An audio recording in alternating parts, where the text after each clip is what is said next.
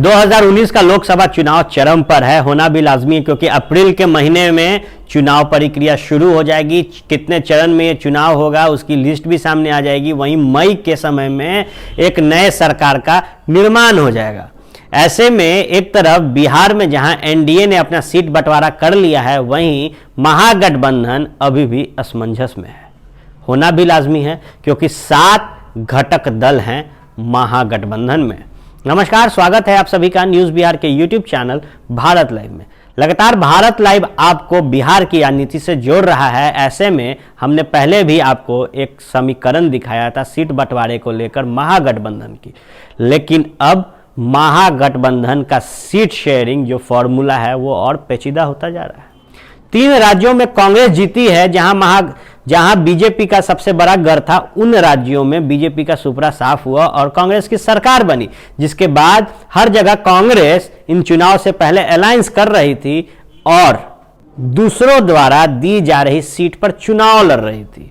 अब जब 3 राज्यों का परिणाम आया, उसमें कांग्रेस अव्वल हुई, तब ये भी मुखर होकर ओवर कॉन्फिडेंस में अब अपनी दावेदारी पेश कर रहे हैं। ऐसे में बिहार के महागठबंधन की बात करें तो कांग्रेस ने 15 सीटों की मांग की है। वहीं इस महागठबंधन में सबसे बड़ा दल आरजेडी है, क्योंकि इस वक्त बिहार से नेता प्रतिपक्ष के तौर पर उभर कर सामने आए हैं राजद सुप्रीमो के बेटे तेजस्वी यादव। अब जब 15 सीटों की कांग्रेस ने मांग की तो हम पीछे नहीं रहा और होना भी लाजमी है, क्योंकि हम वो दल है जो आरजेडी में कांग्रेस के तुरंत बाद आया था। अब हम द्वारा 7 सीटें मांगी गई है।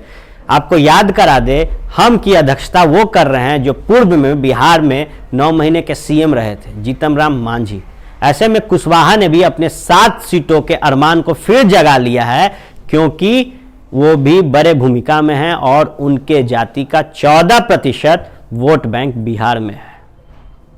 अब जब 15 और 14 के इस वोट बैंक को देखा जाए तो 29 सीटें ये तो 3 घटक दल रख रही है अपने पास। ऐसे में आरजेडी के खाते में 11 सीटें बच रही है। वहीं महागठबंधन को मजबूत करने के लिए मुकेश सहनी सन ऑफ मल्लाह भी जुड़े थे महागठबंधन में, और कहा जाता है कि सन ऑफ मल्लाह अपने टर्म एंड कंडीशन के लिए बहुत ही मजबूत माने जाते हैं। अब सन ऑफ मल्लाह ने कहा था कि 7 सीटें उन्हें भी चाहिए।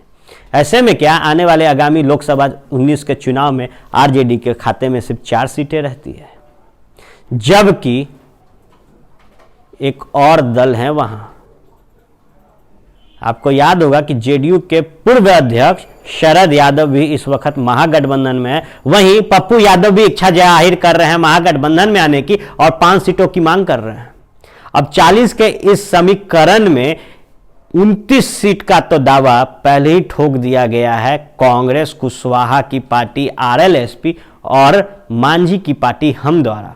ऐसे में क्या आगामी 2019 का लोकसभा चुनाव 71 सीटों पर होगा, ये देखना बहुत ही दिलचस्प होगा, क्योंकि सबसे बड़ा घटक दल आरजेडी के खाते में इस समीकरण के अनुसार महज 4 सीटें आ रही है। आप जुड़े रहे भारत लाइव टीवी के यूट्यूब चैनल से। हम पल पल आपको अपडेट्स देते रहेंगे और जोड़े रखेंगे बिहार के साथ साथ भारत की राजनीति से। धन्यवाद। हमारे फेसबुक पेज को लाइक करें, ट्विटर पर फॉलो करें न्यूज़ बिहार लाइव, और साथ ही साथ हमारे यूट्यूब चैनल को सब्सक्राइब करें। सब्सक्राइब करने के बाद बेल आइकन दबाना ना भूलें। धन्यवाद।